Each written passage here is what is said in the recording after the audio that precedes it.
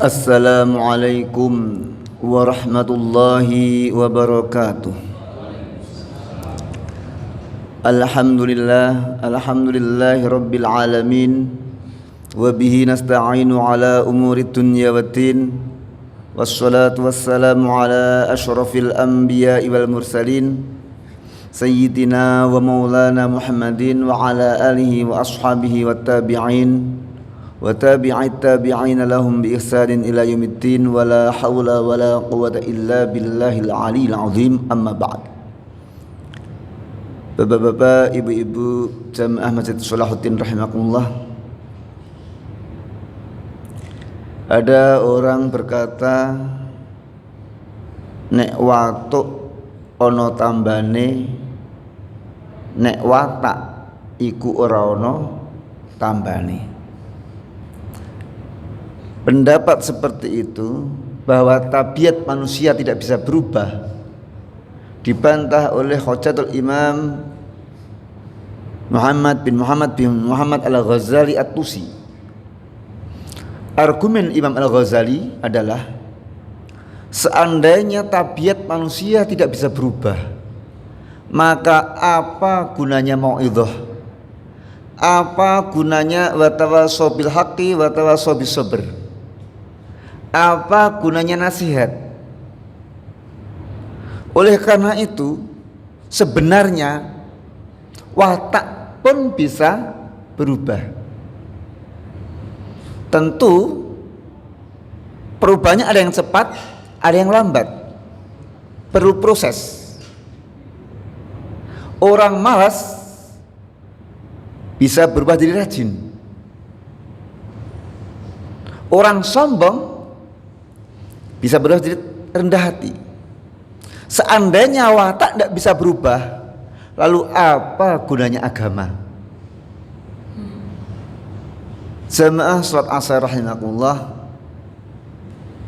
Nah, orang ada khutbah, ada taklim, ada madrasah, ada pesantren. Tujuannya diantaranya adalah mengubah karakter orang yang tadinya sombong, yang tadinya tamak, yang tadinya hasud, yang tadinya bodoh, itu diberi pemahaman agar hilang sombongnya, hilang tamaknya, hilang riaknya, dan lain-lain. Nah, karena itu tujuan utama dari segala majelis taklim adalah untuk menghilangkan kebodohan. Ada satu kalimat hikmah qila an Ali bin Abi Thalib, kata bijak, bahwasanya al-jahilu yu'rafu bisitti khisalin. Orang bodoh itu diketahui dengan 6 hal. Yang pertama adalah al-ghadab bi ghairi syai'in. Marah tanpa ada sebab yang jelas. Bawaannya marah dan marah. Perlu diketahui, orang marah itu akalnya terbelenggu oleh setan. Maka sering orang marah ngomongnya lepas kendali. Ada suami marah pada istrinya, terucaplah kata, kuceraikan engkau, kutalak engkau. Ada ibu marah sama anaknya, terucapkan, dasar anak calon preman. Karena apa? Karena marah. Di dalam kitab Ihya Ulumuddin disebutkan, suatu ketika iblis datang kepada Nabi Musa. Wahai Nabi Musa, engkau adalah kalimullah. Engkau adalah orang yang bisa bercakap-cakap dengan Allah. Oleh karena itu, tolonglah aku hendak bertaubat. Tolong agar Allah terima tobatku. Maka Nabi Musa kemudian berjanji, baik iblis, aku akan membantumu. Aku akan laporkan keluh kesahmu pada Allah Subhanahu wa taala. Pergilah Nabi Musa ke Jabal Tur Saina. Ke Tur Saina, ke Gunung Tur Sina. Munajat pada Allah. Ya Allah, hambamu iblis ingin bertaubat. Hai Musa, iblis taubatnya bisa kuterima dengan satu syarat. Apa syaratnya ya Allah? Cari kuburannya Adam, lalu sujud di sana. Karena dosanya iblis dulu tidak mau sujud pada Nabi Adam. Baik ya Allah, karena aku sampaikan pada iblis. Bagaimana Nabi Musa? Apakah Allah terima taubatku? Iblis, Allah berkenan menerima taubatmu dengan satu syarat. Apa itu? Engkau bersujud di kuburan Nabi Adam. Ndak sudi, hidupnya saja aku ndak mau bersujud, apalagi udah berkalang tanah. Sorry ye, ndak mau dia. Akhirnya apa? Dah ndak jadi tobat. Musa, ya meskipun ndak sesuai ekspektasiku, dah aku kasih tahu padamu sebagai balas budiku. Ingatlah kalau engkau marah, sesungguhnya aku sedang menguasaimu. Orang yang marah dikuasai oleh setan. Dan Rasul menjelaskan kemarahan itu dari setan. Setan dibuat dari api. Oleh karena itu jika engkau marah, berwudulah. Karena api padam oleh air, wudu pakai air. Maka kalau marah, wudu. Jangan kayak santri ngantuk. Ada santri ngantuk, Pak Kiainya ngaji, le nek kowe nesu bojomu wudu. Karena santri ngantuk dengarnya, le nek kowe nesu bojomu wudu. Ini efek daripada majelis taklim datang tapi ngantuk, salah dengar. Ada lagi tips marah. Orang kalau marah dalam keadaan berdiri maka duduklah. Duduk masih marah, dah berbaringlah. Nanti kalau udah tidur insya Allah marahnya hilang. Jangan dilampiaskan kemarahan. Ingat, orang bertakwa dirinya alladzina yunfiquna fis sarai wad dharai wal kadhiminal ghaidh. Orang takwa cirinya dia infak pada saat senang dan susah, dan dia bisa menahan amarah. Yang kedua, orang bodoh itu ditandai dengan al-qaulu bila naf'ain. Omongannya tidak ada manfaatnya. Banyak omong tapi tidak ada manfaatnya. Rasulullah Muhammad sallallahu alaihi wasallam bersabda, "Man kana yu'minu billahi wal yaumil akhir falyaqul khairan aw liyasmut." Barang siapa beriman kepada Allah dan hari akhir, ngomonglah yang baik-baik. Kalau enggak, diem saja. Bapak-bapak, ibu-ibu rahimahullah, ada seorang motivator dari Pakistan, namanya Munibah Mazhari. Dia menyampaikan tentang the power of words, kekuatan kata-kata. Bahwasanya kata-kata itu punya kekuatan luar biasa. Oleh karena itu kata-kata tidak bisa diremehkan. Saya ingat ketika saya kecil dulu, sama bapak ibu saya suruh kerja apa gitu, saya banyak ngomongnya. Sampai ibu saya bilang, "Bocah nek kon nyambut gawe-gaweane ngomong tok." Sampai gede sampai sekarang saya gaweane omong tok. Karena dulu ibu saya bilang, "Pak, gaweane omong." Nah, kata-kata. Tahu Mario Teguh salam supernya 1 jam waktu jaya-jayanya berapa dia dapat? Salam super. Ada lagi, tung disemaringin, go, fight, win, iya, lompat. 1 jam berapa ratus juta. Itu apa? Kata-kata.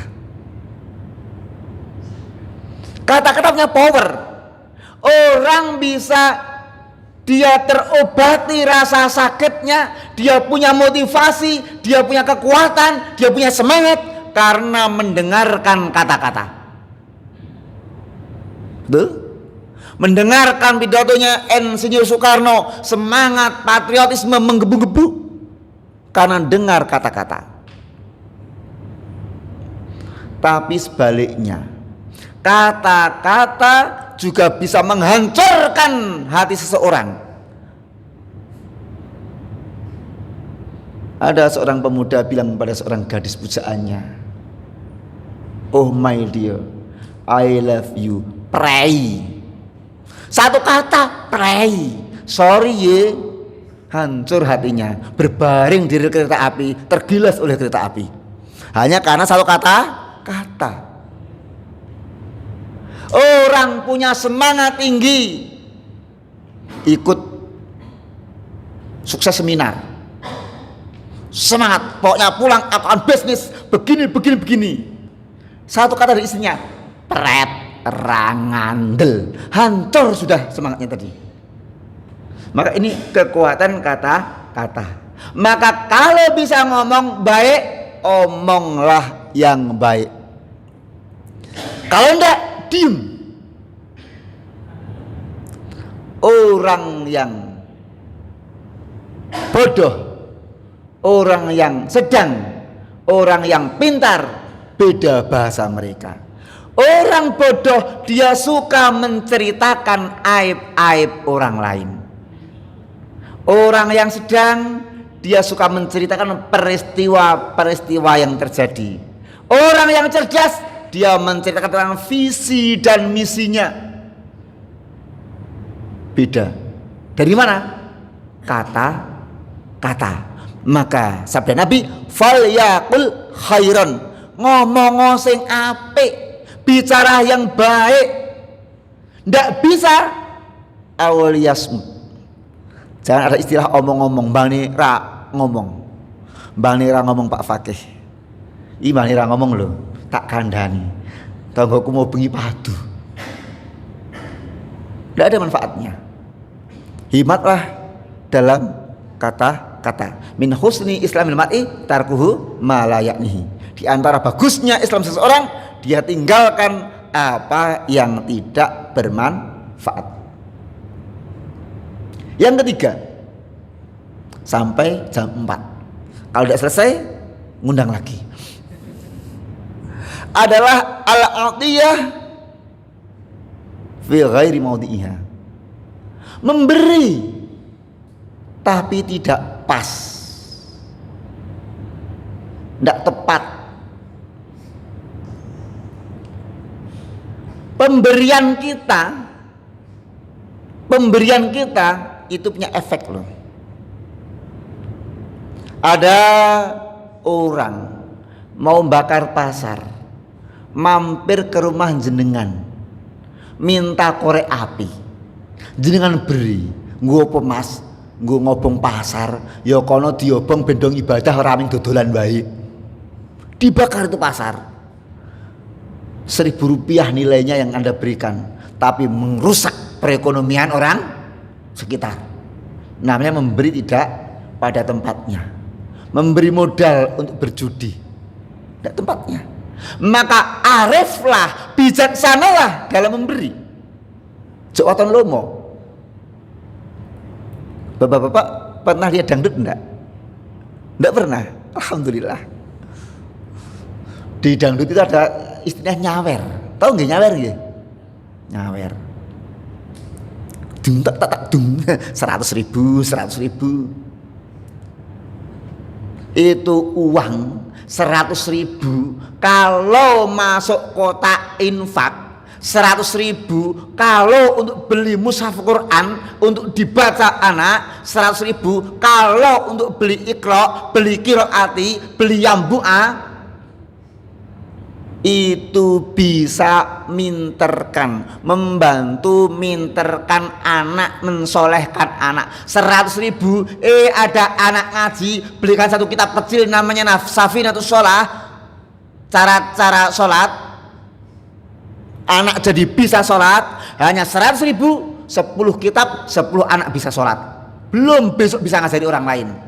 100.000 kalau tepat memberikannya maka luar biasa. Tapi 100.000 salah memberikannya jadi masalah.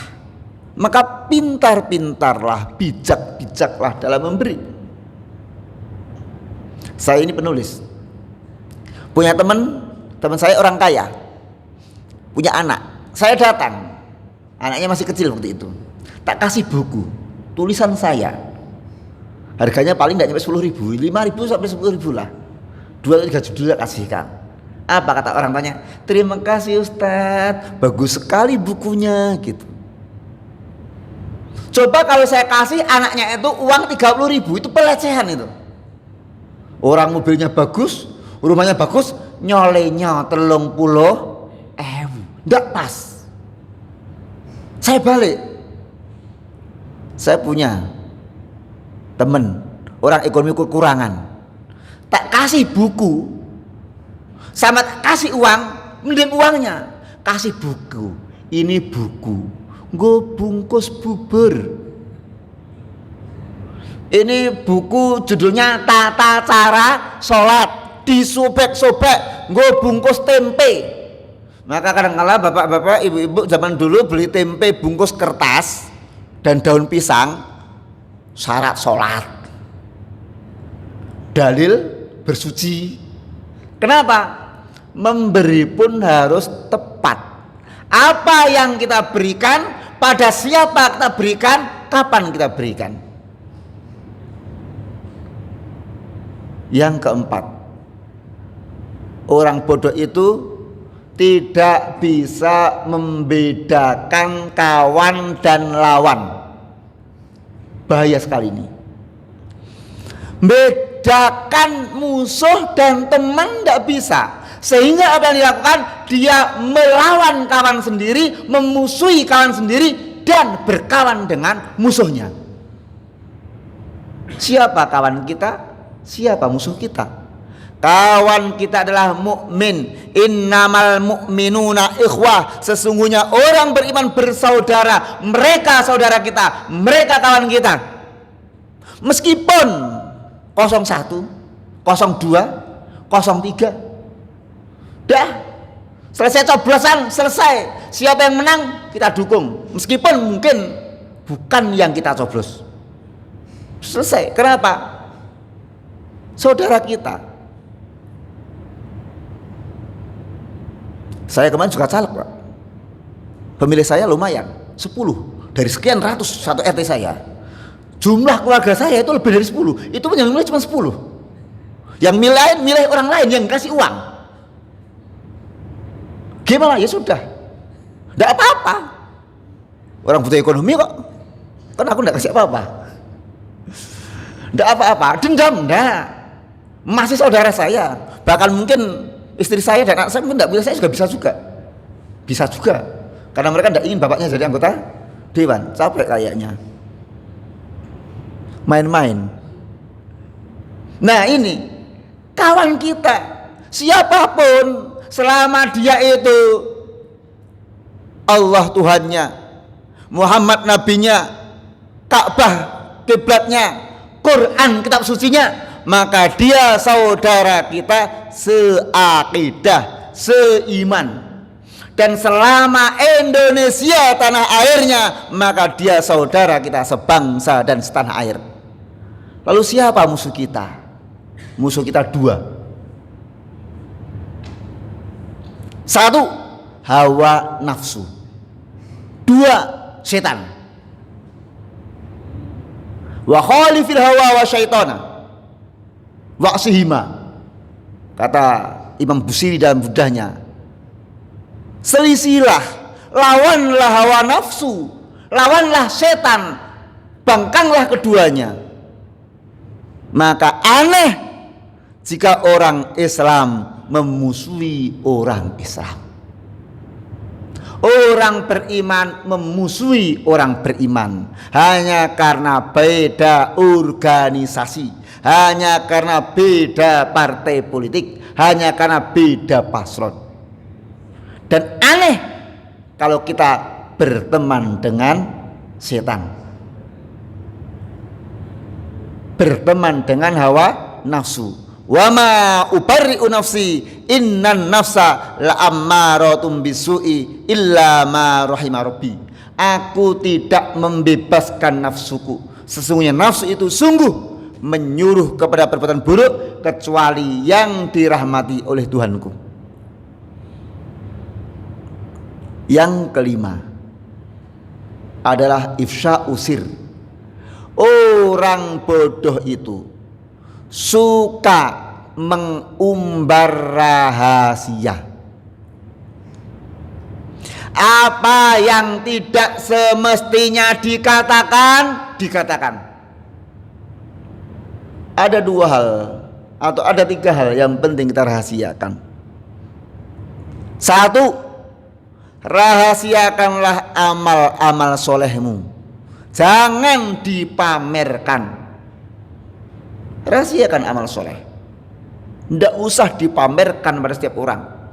Zaman sekarang sulit, Mbak Fakih, karena orang amal pun di status, sodakohnya di status, qiyamul lailnya di status. Habis tadarus dapat 1 juz langsung keterangan, alhamdulillah 1 juz kelar. Ini sulit sekarang. 2, menyembunyikan aib orang lain. Aib saudara kita sembunyikan. Kadang orang sekarang itu membuka aib keluarga sendiri. Aneh. Istri ngomel-ngomel karena dikasih uang belanja 1 juta setiap bulan. Ditopos juta ki. Suaminya diungkit-ungkit ke mana-mana. Padahal dia dikasih 50.000 caleg 5 tahun. Senyum-senyum. Aneh kan? Cek. Wanita dikasih 1 juta tiap bulan, manyun. Dikasih 50.000 5 tahun, senyum. Istri siapa itu? Ini rahasia, simpan, jangan diumbar. Dan lagi yaitu kitmanul musibah. Musibah itu disimpan, jangan dipamerkan. Perintah Allah Subhanahu wa taala adalah wa amma bi ni'mati rabbika fahaddits, dan adapun terhadap nikmat Tuhanmu beritakanlah. Bukan adapun terhadap musibahmu, tapi nikmat yang disuruh menceritakan ke orang lain adalah nikmat yang didapatkan. Tapi kenyataannya banyak orang yang banyak diceritakan adalah musibah demi musibah yang dialaminya.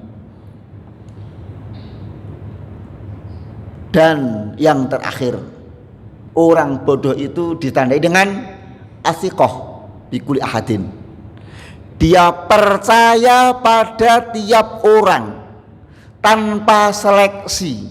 Pokoknya apa wae dipercaya, termasuk postingan WhatsApp hoax percaya kabeh. Iku goblok. Iya. Dan ini kadang-kadang kita tidak perasa. Dapat telepon, iya bapak dapat hadiah sekian, percaya, tolong transfer, percaya. Ini saya sering merasakan gobloknya itu kalau gampang percaya pada orang lain. Husnudzon wajib, tapi waspada juga wajib. Berbaik sangka wajib, tapi waspada juga wajib. Kalau bapak punya anak gadis, ini malam Jumat nanti, Terus anak gadis bapak ditembung mau diajak yasinan dan tahlilan, nanti pulangnya agak malam, 1:30. Bapak curiga atau dilepaskan itu? Assalamualaikum Pak, iya, mohon maaf Pak, ini di Intan mau saya ajak yasinan sama tahlilan. Insya Allah agak malam Pak, mungkin 1:30 malam. Oh, berarti lama banget ya. Masya Allah, di sini cuma 1/2 jam kok Mas. Berarti luar biasa sekali Masnya itu. Ya udah enggak apa-apa. Nanti kalau kemalaman nanti pulangnya besok pagi juga enggak apa-apa. Hancur nanti, hancur. Maka apa? Perlu adanya kewaspadaan. Inna ba'dadh-dhanni ismun. Sesungguhnya sebagian dosa dan sebagian prasangka itu dosa. Kadang harus husnudzon, tapi ada saatnya wasu'udzannu ismah. Kata Aksam bin Soifi dalam pidatonya, wasu'udzanni ismah. Su'udzon itu bentuk kewaspadaan kita. Jok gampang percaya. Alhamdulillah pas 1/2 jam yang saya sampaikan sesuai dengan waktu yang diberikan. Banyak salah, banyak khilaf, mohon dimaafkan. Akhir kalam, wassalamualaikum warahmatullahi wabarakatuh.